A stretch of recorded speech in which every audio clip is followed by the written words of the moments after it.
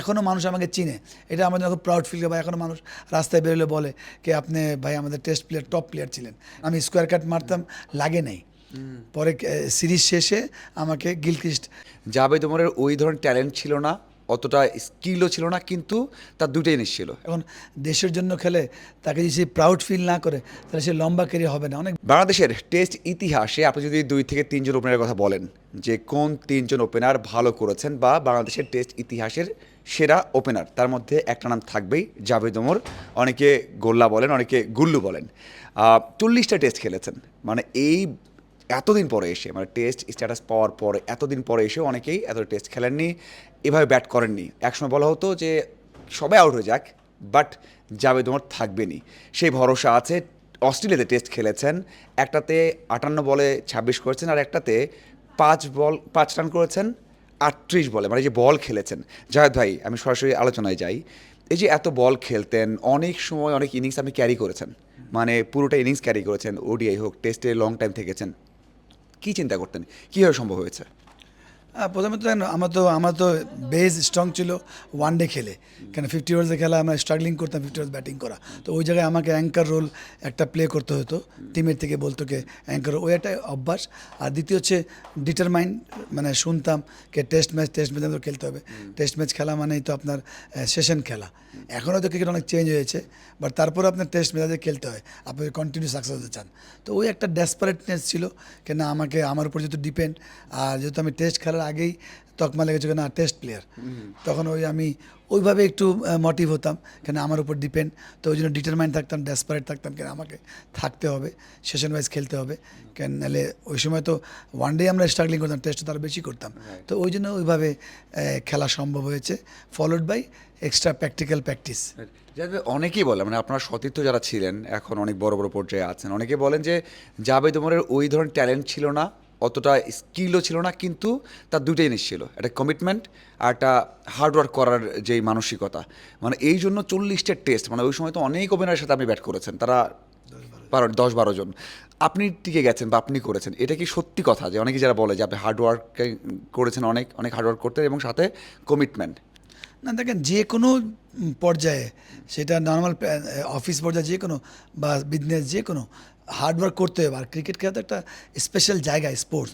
ওই জায়গাতে আপনার একদম মানে কোনো সুযোগ নেই হার্ডওয়ার্ক ছাড়া, তাই না? আপনি রোদে খেলছেন, আপনাকে কষ্ট হচ্ছে, আপনার থাই প্যাড হেলমেট পরে আপনাকে 5-6 ঘন্টা ব্যাটিং করতে হচ্ছে, 10 ঘন্টা আর 12 ঘন্টা ব্যাটিং করতে হচ্ছে।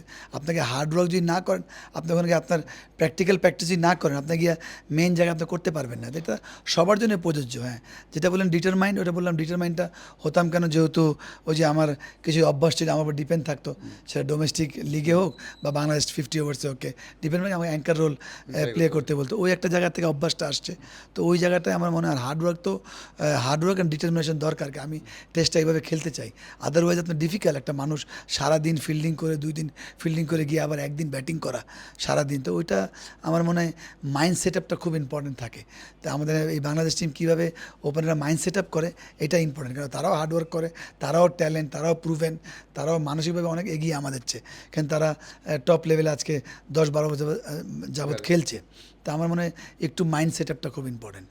আপনি মাইন্ড সেট আপ বললেন, ওই সময়টা ধরেন খুব বেশি আপনাদের যে স্টারডম ছিল, সবাই চিনতো, জানতো, আলোচনা করতো, হয়তো বা আর্থিক দিকটা তেমন ছিল না, মানে এখন যে তুলনায় আছে। এখন খুব ভালো আছে, স্ট্রাকচারও ভালো। আপনারা হয়তো একটা অনুষ্ঠান করতে অনেক কষ্ট করেছেন, আপনারা জুস খেতেন, শুনলাম যে বালতিতে করে জুস নিয়ে আসা হতো, সেভাবে খেতেন। তারপরে ওই যে দেশের জন্য খেলা, জার্সি পরলে বা দলের জন্য খেলা, ওটা কতটা মোটিভেট করতো? মানে আপনারা তো ইনজুরি নিয়ে খেলেছেন, কষ্ট হয়ে খেলেছেন, হেঁটে গিয়ে খেলেছেন, সব করেছেন, ওটা কতটা অনুপ্রেরণা দিত?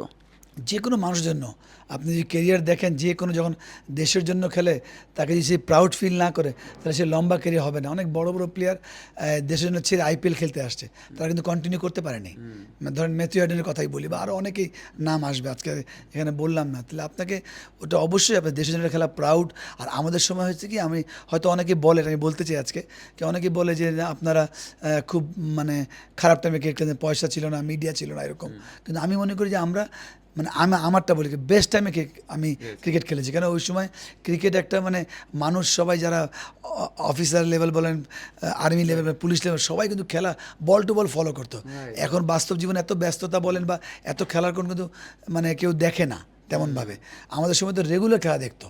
তো ওই একটা এখনও মানুষ আমাকে চিনে, এটা আমাদের খুব প্রাউড ফিল করে। বা এখনও মানুষ রাস্তায় বেরোলে বলে কি আপনি ভাই আমাদের টেস্ট প্লেয়ার, টপ প্লেয়ার ছিলেন, টেস্ট প্লেয়ার। তো ওটা প্রাউড আমরা, যে কোনো মানে প্লেয়ারকে আপনি জিজ্ঞেস করবেন যে 3টা ফরম্যাটের মধ্যে আমাদের সময় টি-20 ছিলই না, যে কোনটা টাফ অ্যান্ড ভালো ফরম্যাট। যারা গ্রেট প্লেয়ার সবাই কিন্তু টেস্ট ম্যাচের বলবে। তো ওই জন্য আমাকে যখন টেস্ট প্লেয়ার বলে, যাই খেলেছি অল্প স্বল্পই খেলেছি, অল্প স্বল্প পারফর্ম করেছি আলহামদুলিল্লাহ। তো ওই জায়গাটায় খুব প্রাউড মনে হয়, বা এখনও মানুষজন চিনে বা রেসপেক্ট দেয়। তো ওই একটাই বড় পাওয়া। আমাদের কালচারে তো অনেকে স্ট্রাগলিং করে মানে নর্মাল জীবনে, তো আমাদের যেখানে যাই আমরা খুব রেসপেক্ট পাই, এটা অনেক বড় পাওয়া। যাবে একটা সময় বলতো যে কি সবাই আউট হয়ে যাক, এক পাশে জাভেদ থাকবেই, মানে এই আলোচনা সব জায়গায় হতো বা কথা বলতো। আমরা যখন দেখেছি, যখন ছোটো ছিলাম, মানে ছোটো ছিলাম, তখন এই আলোচনাটা হতো। আপনার বিষয়ে তো অনেক কিছু জানলামই যে আপনি কেন টিকে থাকতেন, কিন্তু আপনার মনে হয় যে এই ধরনের মানসিকতা যে আমি আউট হব না, আপনি যেখানে মারেন আমাকে, এই মানসিকতা আপনি আপনার পরে কাউকে দেখতে পেরেছেন? না, তারা অনেস্টলি ভালোভাবে বলবেন। তারা আমার চেয়ে অনেক বড় প্লেয়ার, নো ডাউট, প্রুভেন। কিন্তু হ্যাঁ, যেহেতু সময় চেঞ্জ হয়েছে, আগে যেমন আমাদের সময় বা ধরেন সুনীল গাভাস্কারের সময় সারাদিন ব্যাটিং করে 38-40 করতেন, তো ওইটা ব্যাপার ছিল। এখন তখন উইকেটও তো প্রিপেয়ার ছিল না, আনপ্রিপেয়ার্ড উইকেট, টাফ স্পিন বলেন বা ফাস্ট বোলিং বলেন। এখন তো উইকেট একদম মানে সিমেন্ট উইকেট, বলও অত মুভ করে না, লাইক ওয়াসিম আকরাম যেভাবে মুভ করে, তো বা শেন বোন যেভাবে মুভ করতো নিউজিল্যান্ডে, ভেরি টাফ। তো এখন তো অত মুভও করে না বল। বাট এরা অনেক, আমি এটা মানে মন থেকে বল, তারা অনেক ভালো ক্রিকেট খেলে। বাট যেটা বললাম, আমাদের আমাদের বাংলাদেশের জন্য এই ডিটারমিনেশন আসতে হবে কি আমি লম্বা খেলবো, সময় নিয়ে খেলবো, তাহলে আপনি টেস্টে ভালো খেলবেন, আদারওয়াইজ ডিফিকাল্ট।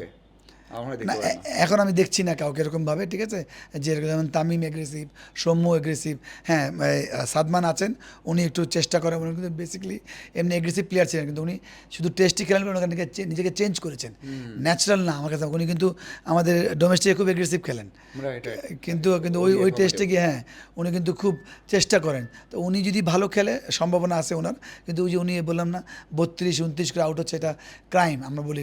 তো ওই যদি ওইটা যদি বড় কন্টিনিউ করতে পারে, টেস্ট ম্যাচে বড় রান করতে পারে, তাহলে উনি ওনার জন্যও ভালো হবে, দেশের জন্য সবচেয়ে বেশি ভালো হবে। মানে অস্ট্রেলিয়াতে আপনি যেটা শুরু করলাম যে 58 বলে 26, 38 বলে 5-এর মতো, আপনার কি মনে হয়, মানে আমরা তো দেখেছি যে তামিম হোক বা অন্য ওপেনার হোক 50 বল কেন, মানে অস্ট্রেলিয়াতে তো 10 বল 12 বল টিকতে পারেনি, জিম্বাবুয়ে তো সেই একই অবস্থা হচ্ছে। এটা হয়তো শুনতে খারাপ শোনাবে, আপনি কি আশা করেন যে আপনি যতটা বল খেলেছেন এই কয়টা বলে কি খেলতে পারবে এই টেস্টে? মানে ওপেনাররা অন্য হবে না, কিন্তু আমি বলছি কারণ হচ্ছে যা একদমই আর্ন করা 22 বছর বয়সের ছেলের বল মানে সুইং বুঝতে পারেনি, থাকার চেষ্টা করেন, এবং মুশফিক মৌলি যে আউট হয়েছেন, বোল্ড হয়েছেন, সেটাও ওরম লেগেছে। ছোটো করার কথা বলছি না, জিম্বাবুয়েতে যে আউট হয়েছে মোজার রাব্বানি এবং এন গারাভার বলে, সেখানে আমরা দেখেছি কতটা দুর্বলতা ছিল। এই জন্য আমি আক্ষেপ নিয়েই বলছি, কষ্ট নিয়ে বলছি যে ধরেন পারবে কি দেখেন, এটার সঙ্গে তুলনা করবে না। জিম্বাবুয়ে একটা মানে ভালো খেলে নেই বাংলাদেশ, সেম প্র্যাকটিস ম্যাচও ভালো খেলে না। কেন আমি বললাম, এই স্টার্টিংয়ে বলেছি কি তারা যে এক্সপিরিয়েন্স, যে মেন্টালি স্ট্রং, তারা অবশ্যই ফিরে আসতে হবে, আদারওয়াইজ খুব বিপদ বাংলাদেশের জন্য। তারা এটা একদম নতুন ফ্রেশ একটা ডে হবে আমার কাছে মনে হয়, বা ফ্রেশ ম্যাচ হবে একটা, ডে বাই ডে খেলা উচিত, সেশন বাই সেশন খেলা উচিত। অবশ্যই এরা যে এক্সপিরিয়েন্স, যে প্রুভেন প্লেয়ার, এরা অবশ্যই মানে ফিরে আসতে হবে বা ফিরে আসবে। লাস্ট 2 কোশ্চেন, সেটা হচ্ছে আপনি অস্ট্রেলিয়াতে কি পেয়েছিলেন? মানে আপনি ব্যাটিং ছাড়া, হয়তো ব্যাটিংয়ে খুব বেশি ভালো হয়নি আপনার মতো করে, আপনি আরও ভালো করতে পারতেন, কিন্তু ফিল্ডিংয়েও 2টা ক্যাচ নিয়েছেন, সেখানে বাহবা পেয়েছেন, মনে হয় পন্টিংয়েও 11-এ ক্যাচ নিয়েছেন, দারুণ ক্যাচ নিয়েছিলেন। মানে ওই সিরিজে, ওই সফরে আপনার প্রাপ্তিটা কী ছিল এবং কোন বিষয়টা মনে পড়ে এখন? না, এটা তো অবশ্যই ওই বাসায় 2টা ক্যাচ যে ধরেছেন, মানে ট্রিমেন্ডাস ক্যাচ। মানে আমি নিজেই খুব হ্যাপি, কারণ আমি ফিল্ডিং বরাবরই এনজয় করি, বরাবরই এনজয় করতাম, দলের বেস্ট ফিল্ডার থাকতাম, ঠিক আছে, সব সময় পয়েন্টে ফিল্ডিং করতাম। তো ওই জায়গায় 2টা ক্যাচ ধরা, স্টিভ ওয়া উনি ব্যাটিং করছিলেন ডেইল লেম্যানের সাথে, ডেইল লেম্যানের ক্যাচ দিলাম, উনি ছিচ করে ডেকে বললো ভেরি গুড ক্যাচ। তারপর কম বক্সে আমাকে ডেকেছিল যে এত ফিটনেস কেমনে, কারণ তখন তো আমাদের কেউ চিনতো না তেমন করে, তাই না, আমাদেরকে কেউ চিন্তা 2003-এ তখন ওই ক্যাচের জন্য আমার ইন্টারভিউ নিয়েছিল। তো ওইটা তখনই প্রাউড মনে হতো যে তোমার ফিটনেস এত, কেন আমরা তো ওই সময় ফিল্ডিং করা বড় চ্যালেঞ্জ, কেন 2 দিন 2.5 দিন ফিল্ডিং করতাম, একদিনে অল আউট হয়ে যেতাম, ওই স্ট্রাগলিং করতাম, তাই না। তো ওই জায়গায় ওই ফিটনেসটার জন্য আমাকে হয়তো ইন্টারভিউ ডেকেছিল, যে এত ব্রিলিয়েন্ট ক্যাচ। তো ওইটাও প্রাউড মনে হয়, একটা কিছুই করি নাই, বাট ওই যেহেতু আমি ফিল্ডিং খুব এনজয় করতাম, 2টা বিলিয়ন ক্যাচ ধরেছে, স্টিফার মতো লোক আমাকে ডেকে বিলিয়ন ক্যাচ বলেছে মাঠের মধ্যেই, উনিও ব্যাটিং করছিল ডেইলি আমার সাথে, আর তো কি ওইটা মনে অনেক পড়ে? বড় প্রাপ্তি।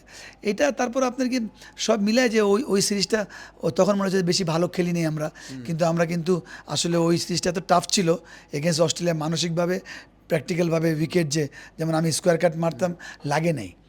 পরে সিরিজ শেষে আমাকে গিলক্রিস্ট আড্ডা দিচ্ছিলাম, আমরা সবাই খেলা, আমাদের গেট টুগেদার করি, খেলার পরে জুস খাই, কেউ অ্যাপেলে বসি, হ্যাঁ তখন আমাকে বললো যাবে যেন কেন লাগে নাই, তুমি এক্সপেক্ট করতেছিলা তোমার সাবকন্টিনেন্ট বাউন্স, তোমার ব্রেন বলতেছিল এই পরে, ওটা এক্সট্রা বাউন্স ছিল 6-8 ইঞ্চি, এই তুমি যখন মিস করে ফেলো তো আমার হাতে চলে আসে, মানে আমাদের স্কোয়ার সাথে মিস হয় না, আমি খুব এনজয় করি। তো ওই কথাটাও মনে পড়লো যে ওই তাই তো এক্সপিরিয়েন্স থাকতাম আমি, এটা সাইড ম্যাচে আমি রান করেছিলাম, তো ওই জায়গাটায় মনে হয় যে ওগুলো মিস করি, এত বড় বড় প্লেয়ারের সঙ্গে খেলেছি ফার্স্ট, দ্বিতীয় হচ্ছে যে স্কোয়ার কাটটা, এটা তো বলে এক্সপিরিয়েন্স, যে সেকেন্ড টাইম যেতাম আমি অন্যভাবে প্র্যাকটিস করে যেতাম, তখন আমি ওটা বোঝার পর আমি যেমন ইংল্যান্ডে ভালো খেললাম বা জিম্বাবুয়েতে ওই টাইপের প্র্যাকটিসটা করেছি, আমার এক্সপিরিয়েন্সটা আমি কাজে লাগায় ওখানে সাকসেস হয়েছি। এক্সট্রা বাউন্স তখন আমি কী করবো, এক্সট্রা বাউন্স জন্য আমি অন্য টেকনিক ইউজ করেছি, টেবিল বানানো বলেন বা যাই অনেক কিছু আছে যেটা আমি পার্সোনাল করাতে, আমি যেটা আপনি স্টার্টিংয়ে বললেন যে আমার চেয়ে অনেক বড় বড় প্লেয়ার আসছে, তাদের সুযোগ মানে হয়নি কেন, ওই যেমন ডিটারমিনেশন, আমাকে খেলতে হবে বাংলাদেশ টিমে, তখন এক্সট্রা প্র্যাকটিসটা খুব ইম্পর্টেন্ট, যতই নিজে প্র্যাকটিস করুক কিন্তু এক্সট্রা যে মাইন্ড সেট আপ বলেন বা ভিজুয়ালাইজ বলেন বা প্র্যাকটিক্যাল প্র্যাকটিস বলেন, ওটা খুব, ওটা কীভাবে করেন আপনি, ওটা ইম্পর্টেন্ট, কোন বলে খেলে কীভাবে চিন্তা করে খেলছেন। ওকে ভাই, থ্যাংক ইউ ভাই, থ্যাংকস আ লট। আসসালামু আলাইকুম।